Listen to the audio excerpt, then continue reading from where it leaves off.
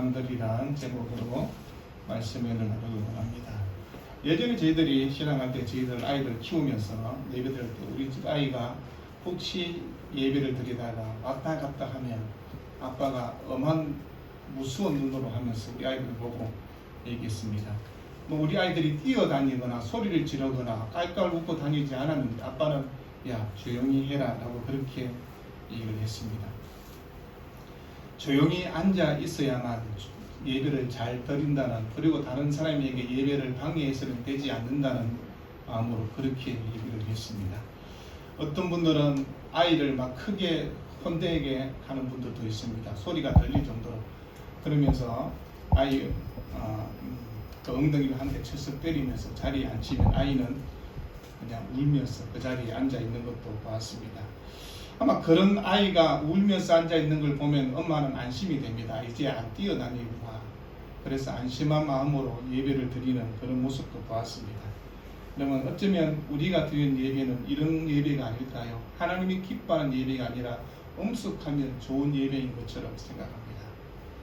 근데 엄숙함도 중요하지만 하나님이 기뻐하는 예배를 우리가 드려야 되지 않을까요? 하나님이 기뻐하는 예배, 1시간 동안 조용히 앉아 있으면 하나님이 기뻐하는 예배가 될까요? 그건 아니라고 성경은 얘기합니다. 우리 한 주간의 삶의 자리 전체가 하나님께 드려지는 예배였고, 그 기쁨의 예배를 함께 공동체가 모여서 드리는 예배 가운데 하나님 앞에 영광과 찬송을 올려드리는 그런 예배가 될 것입니다. 많은 사람들이 한국교회를 향해서 아마 장례식장 같다는 그런 얘기를 합니다. 대부분 남자들이 입고 오는 옷들은 흑색 아니면 그 네이비색, 그리고 양복도 입고 앉아서 거룩하게 앉아있고.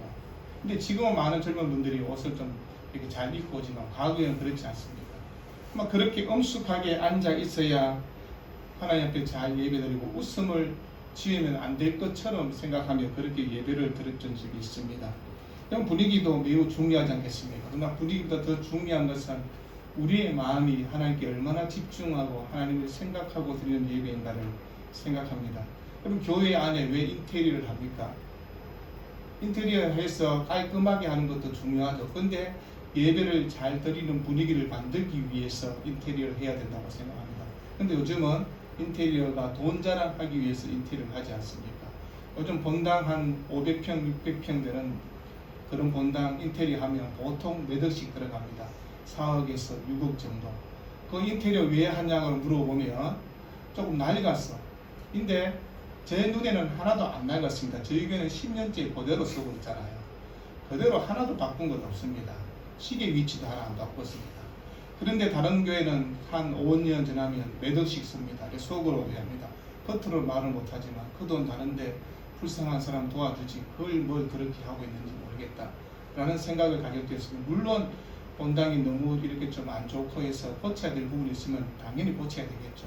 근데 굳이 그렇게 하지 않아도 교회에 돈이 많으니 쓸 데가 없으니 그런 모습을 우리가 보기도 합니다.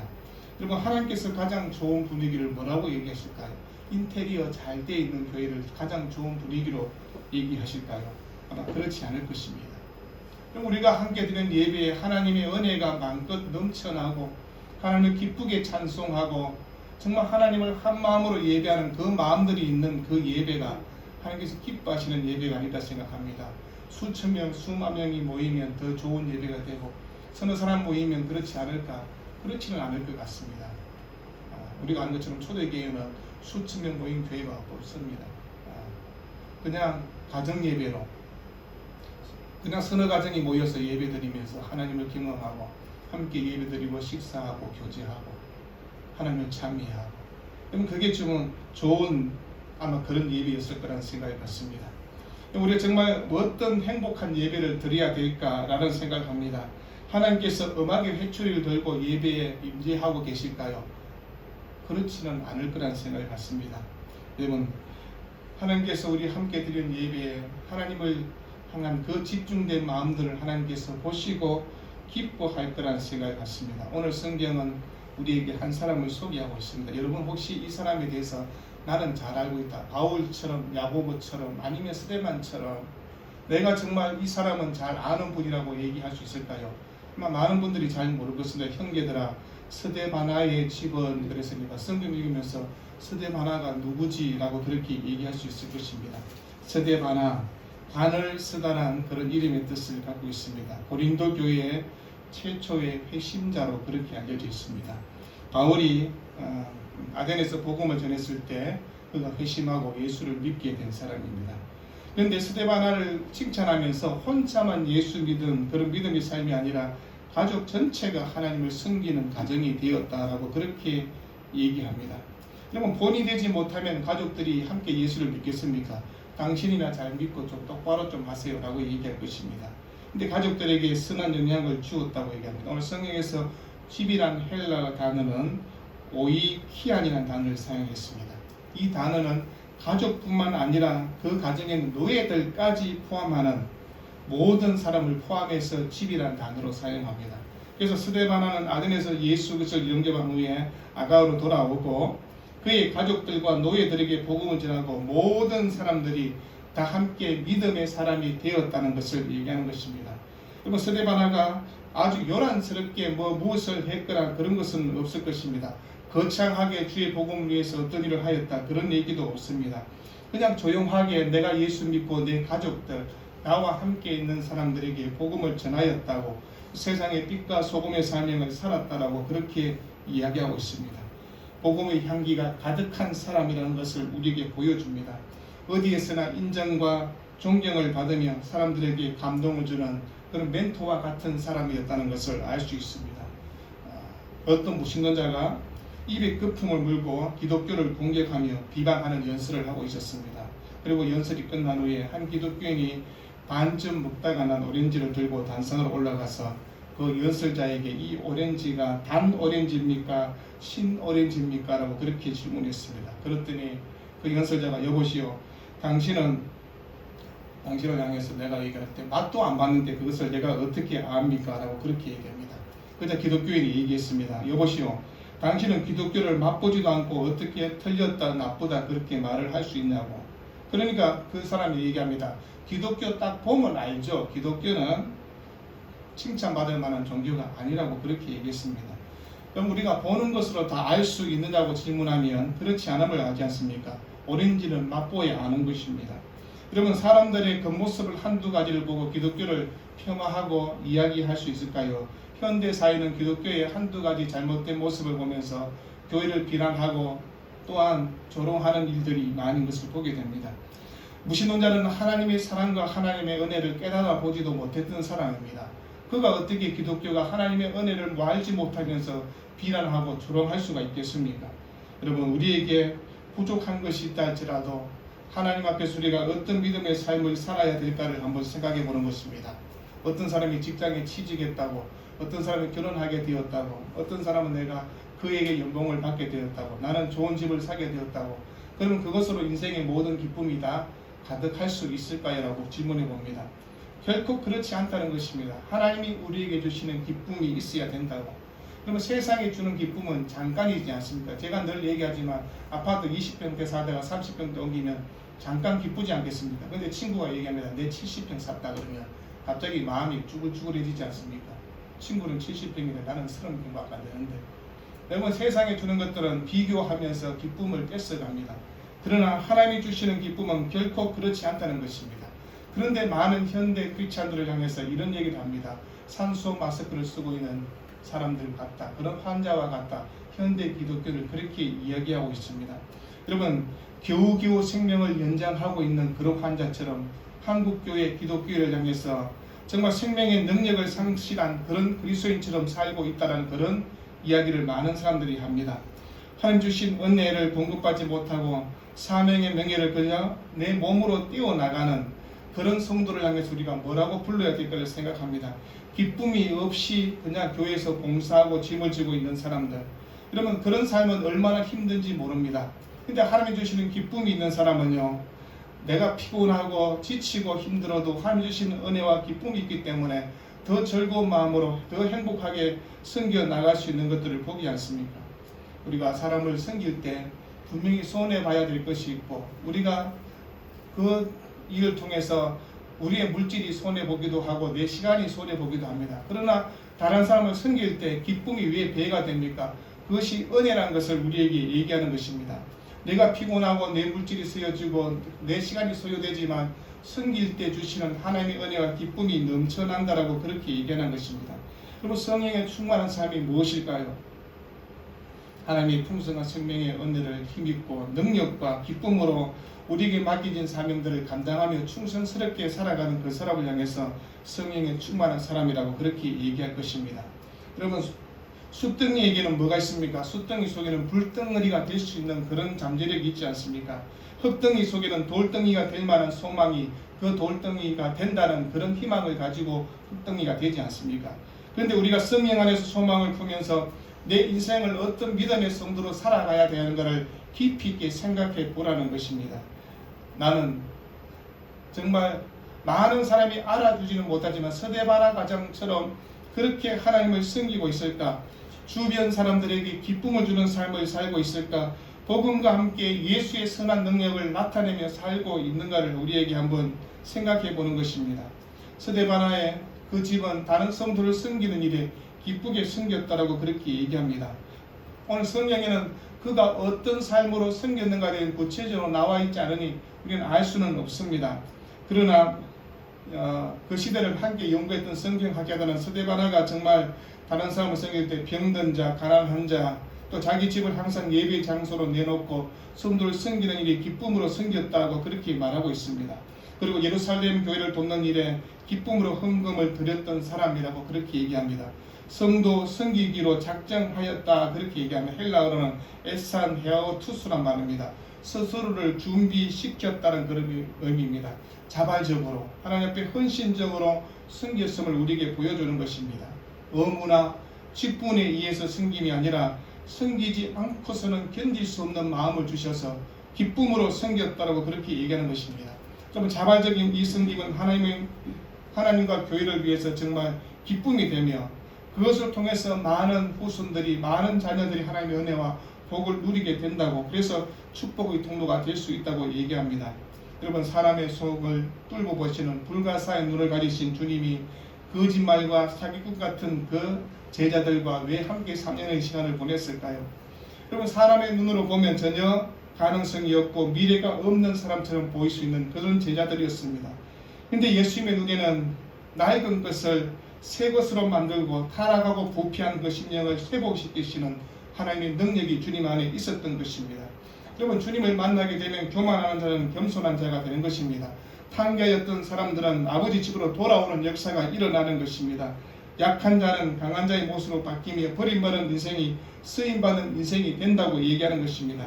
여러분, 예수님의 제자들은 별로 우리가 생각할 때 그 사람들이 무슨 일을 하겠나라는 생각을 할 수 있습니다. 가능성을 보면 희박해 보이지 않습니까? 그러나 주님과 함께하면서 그들의 삶이 달라졌지 않습니까? 영적 변화와 새로운 비전과 새로운 목표 가운데 하나님 주신 사명을 깨닫고 하나님의 선한 능력 가운데 자신의 생애를 온전히 드렸던 사람이라고 얘기하는 것입니다. 주님은 사람의 마음을 다 보시지 않습니까? 사람들의 눈에는 가능성이 없는 것처럼 보였지만 그러나 주님의 눈에는 그것을 통해서 옥돌로 만들어 가신다는 것을 우리에게 얘기하는 것입니다.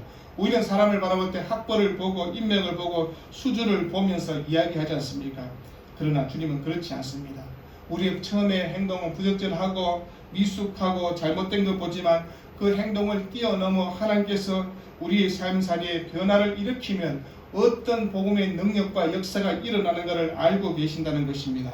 여러분, 사람들은 죄의 벽을 뚫고 들어가서 사람을 포용하고 사랑하는 일에는 관심을 갖지 않습니다. 그러나 주님은 그들의 잠재력을 끝까지 책임져 주시고 함께 해 주신다고 얘기하는 것입니다. 여러분, 사람들은 우리를 조금 더 잘 대하려고 하는 이유가 무엇입니까? 그냥 잘 대하면 서로 오고 가는 것이 어떤 이익이 있을 때 잘 대해 주려고 합니다. 근데 주님은 그렇지 않았습니다. 여러분, 사람들은 자기가 함께 했던 사람들이 조금만 내 마음에 어떤 잘못을 하거나 아니면 내 비위를 상하게 하면 헛소문을 터뜨리지 않습니까? 그리고 나를 이용해서 욕심을 치우려고 하는 것이 사람들의 세상입니다. 그래서 사람들이 얘기합니다. 내가 정말 그 사람 믿었는데 그 사람이 나를 배신하다니, 그런 말들을 하지 않습니까? 사람은 결코 믿음의 대상이 아니라는 것입니다. 사람은 사랑하고 섬기고 존중해줄 대상이라는 것을 얘기하는 것입니다. 그래서 사람들은 사람을 어떻게 믿느냐고 얘기합니다. 여러분 사람을 믿을 수는 없잖아요. 그런데 하나님을 믿으시면 하나님은 우리에게 놀라운 은혜로 함께해 주신다고 그렇게 얘기하는 것입니다. 우리가 땅을 살아가면서 이렇게 얘기합니다. 내 함께 나를 정말 힘들게 하는 그 사람 내가 도저히 용서 못하겠다는 사람이 우리가 살아가면서 한두 사람이 있지 않습니까? 나와 절친했던 사람입니다.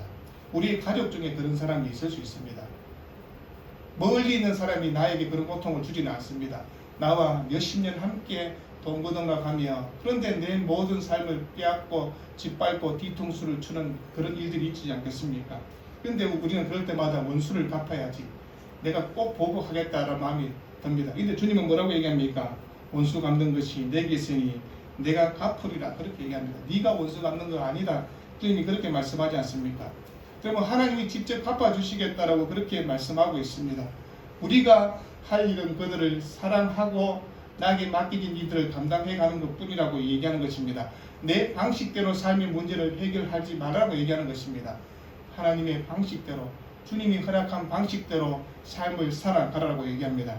여러분 2026년 내 방식대로 살려고 했던 것들이 있다면 내려놓으시고 주님의 방식대로 성경의 가르침대로 말씀대로 그 방식대로 살아가면 하나님 분명 우리에게 복의 복을 더하여 주실 것입니다. 우리의 힘들고 우리의 답답한 심령 억울한 것들 누가 해결해 줄 수 있겠습니까? 대통령이 해결해 줄까요? 아닙니다. 대통령이 해결해 줄 마음도 없을 것입니다. 그러면 우리의 억울한 마음들 주님이 다 보고 계신다고 얘기합니다. 아마 우리 한국 사람이 잘 알고 있는 노래 중에 대중가요 하나가 있습니다. 있을 때 잘해란 노래 있잖아요. 제가 한번 그때 과거에 한번 말씀을 드렸던 적이 있습니다. 보니까 그 노래가 있을 때 잘해 뭐 그렇게 얘기하면서 근데 그 노래 들으면서 여러분 어떤 마음이 들었습니까? 상대방을 향해서 내 아내를 보면 내 남편을 보면서 있을 때 잘해라니까. 근데 여러분 이 말을 예수 믿는 사람은 그렇게 하면 안 된다는 것입니다. 있을 때 제가 잘하겠습니다 라고 해야 됩니다. 당신이 있을 때 내가 잘하겠습니다. 그게 예수 믿는 사람의 모습입니다. 세상 노래는요 사람들 향해서 있을 때 잘해라고 그렇게 고함 지르면서 노래 부를지 몰라도 예수 믿는 사람은 내가 당신이 있을 때 내가 잘하겠습니다 라고 하는 것이 예수 믿는 성도의 삶이라고 얘기하는 것입니다. 여러분 노래를 조금 이렇게 좀 바꾸어 부를 수 있었으면 좋겠다는 생각을 했습니다. 내가 잘하면 상대방이 행복해지고 내가 좀 더 잘하면 상대방이 감동을 받고 기쁨으로 살아갈 수 있다는 것을 얘기하는 것입니다. 남의 탓해서 뭐 하겠습니까?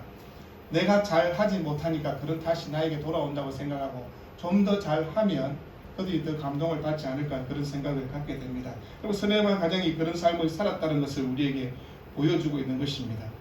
자발적으로 순종하고 헌신하고 자신을 낮추면서 교회와 성도를 섬겼던 서네와 가정을 우리에게 소개하고 있는 것은 무엇입니까? 그럼 고린도 교회가 순종하지 못했던 교회입니다. 좋은 교회의 표본이냐? 고린도 교회는 그렇지 않습니다. 서로 다투고 싸움질을 하고 서로 비난하고 정말 저게 무슨 교회인가 라는 생각을 가질 수 있는 그런 교회였습니다. 그런데 그렇지 않았다는 것입니다. 눈물과 땀이 있는 성도가 있었습니다. 하나님을 사랑하고 좀 더 섬기기를 원했던 사람들이 있지 않습니까? 바울성 씨보다 약 35년 늦게 보내진 로마의 클레멘토라는 서신이 있습니다. 근데 여러분 그 서신에도 보면 고린도 교인들이 순종하지 못했다는 것을 우리에게 보여주고 있는 내용들이 있습니다. 우리가 살아가면서 잘못된 삶의 태도가 뭘까 할 때 저는 항상 반항이라는 생각을 갖습니다. 여러분 삶의 태도 중에 가장 나쁜 것은 반항입니다. 하나님께 반항하고 부모에게 반항하고 삶의 지도자에게 반항하는 것은 옳지 않다는 생각을 갖습니다. 여러분 고라와 그의 후손들 그리고 추종자들이 왜 하나님의 벌을 받았습니까? 하나님께 반항했기 때문에 그렇습니다. 모세의 지도력에 있어서 반항하고 하나님의 뜻을 반항했기 때문에 여러분 스스로를 낮추는 것 결코 쉽지 않을 것입니다. 그러나 내가 낮추면 하나님 우리를 높여주신다라고 그렇게 약속하지 않습니까? 우리가 이 땅을 살아가면서 완벽하게 살아갈 수 있는 사람이 누가 있겠습니까? 완전한 사람으로 살아갈 수 있는 사람은 없습니다. 인간은 다 죄성을 갖고 있기 때문에 때로는 시기하고 질투하고 원망하고 불평하고 그렇게 살아가는 것이 우리의 모습입니다. 근데 그것을 최대한 적게 하려고 노력해야 된다는 것입니다. 내가 한 번 원망했으면 감사는 10번 하셔야 되는 것입니다. 감사는 한 번 하고 하나님께서 원망을 10번 하는, 그건 반항하는 신앙입니다. 하나님 앞에서 우리가 어떤 겸손한 신앙을 가져야 될까라는 생각이 같습니다. 좀 TV 보면, 예전에 제가 한 TV 보니까 NG 모음을 쭉 이렇게 모아서 보여준 것이 있습니다. NG, No, Gut이란 말입니다. 여러분, 우리가 NG 모음에서 왜 폭소를 터졌습니까? 저 연기자는 참 연기 잘하는 줄 알았는데 NG 내가지고 함께 스태프들이 우욱하는 것을 보면서 그 분위기를 바꾸는 것을 보지 않습니까? 물론 감독의 입장에서는 시간도 뺏기고 이래서 큰 손해라고 얘기할 수 있을 것입니다. 그럼 우리 인생에 완벽하지 못하면 NG가 있지 않습니까? 우리의 삶의 자리에 No, Gut이 있습니다. 그럼 그럴 때 우리가 그것을 고쳐나가면서 좀 더 나은 삶으로 살아갈 것을 우리에게 말씀하고 있는 것입니다. 그래서 오늘 18절 보니까 스데바나와 브루나도와 아가이볼은 그래서 그렇게 세 사람의 이름을 얘기하고 있습니다. 그 세 사람이요, 고린도 교회 문제를 가지고 에베소에 있는 바울을 찾아갔지 않습니까?